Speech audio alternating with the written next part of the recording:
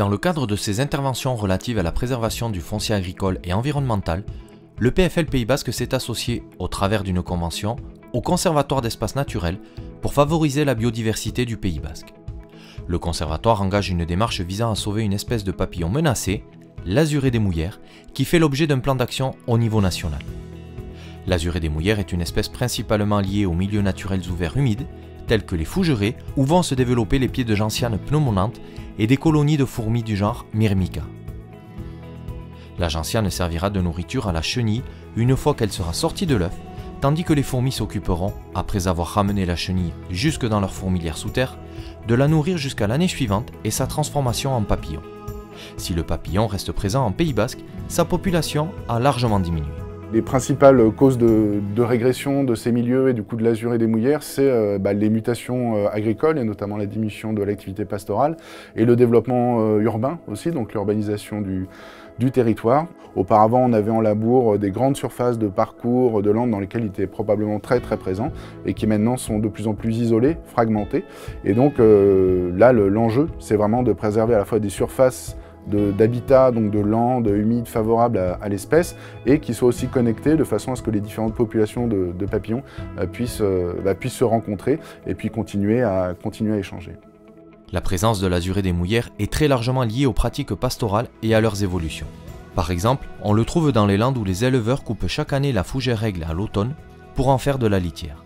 Mais attention tout de même, pour la survie du papillon, il faut que les agriculteurs respectent certaines règles.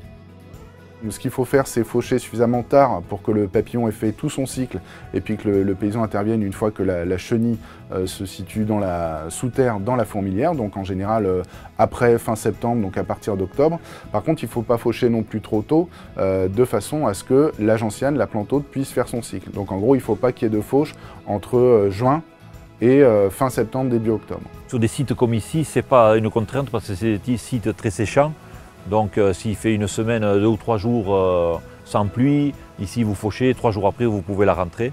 Et puis plus on attend, plus elle est mûre, donc plus elle sèche rapidement, disons. Si les études menées par le conservatoire montrent que le papillon a une durée de vie de 2 jours à 1 semaine, elles montrent aussi qu'il ne se déplace pas beaucoup, de quelques centaines de mètres à 1 km maximum.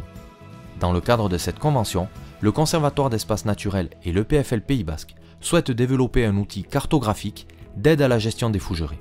Ainsi, les décisions politiques en matière de développement urbain pourront être prises en adéquation avec la nature et notamment l'azuré des Mouillères. Et en connaissant ce biotope particulier et le parcellaire dans lequel on trouve ce petit papillon, eh bien d'arriver à croiser ces connaissances et cette cartographie qui peut être intégrée aux trames vertes par exemple, on peut donner aux élus du territoire qui doivent prendre des décisions à travers par exemple un plan local d'urbanisme, de pouvoir éviter de détruire ce biotope en trouvant des solutions alternatives quand elles existent. Une démarche qui a le soutien des agriculteurs. Le principal avantage, c'est qu'une cartographie soit faite, qu'on sache, parce que nous on ne le connaît pas forcément. Il y a des parcelles peut-être qui seraient exploitables, qui ne le sont pas actuellement.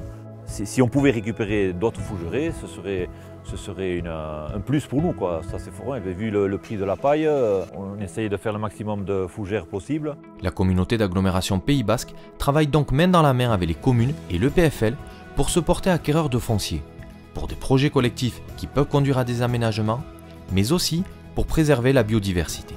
Le fait de ne pas opposer biodiversité et aménagement, comme c'est souvent le cas, comme ça a été trop souvent le cas, on se rend compte qu'on peut rendre tout le monde acteur de la préservation de cette biodiversité. Et dans le cas de ce papillon, par exemple les agriculteurs, les éleveurs qui font pâturer leurs bêtes dans certaines conditions, les agriculteurs qui fauchent des fougères dans certaines conditions, sont eux-mêmes acteurs de la préservation de ce petit papillon. Et ce qui est très important, c'est de le leur faire savoir et de faire perdurer des pratiques traditionnelles finalement de l'activité humaine, là précisément au niveau de l'agriculture, qui nous permet de réconcilier enfin la préservation de la biodiversité avec les activités économiques ou activités humaines d'un territoire. L'établissement public foncier local du Pays Basque et le Conservatoire d'espaces naturels de Nouvelle-Aquitaine sont à la disposition des collectivités locales pour répondre à leurs questions et leur apporter des conseils.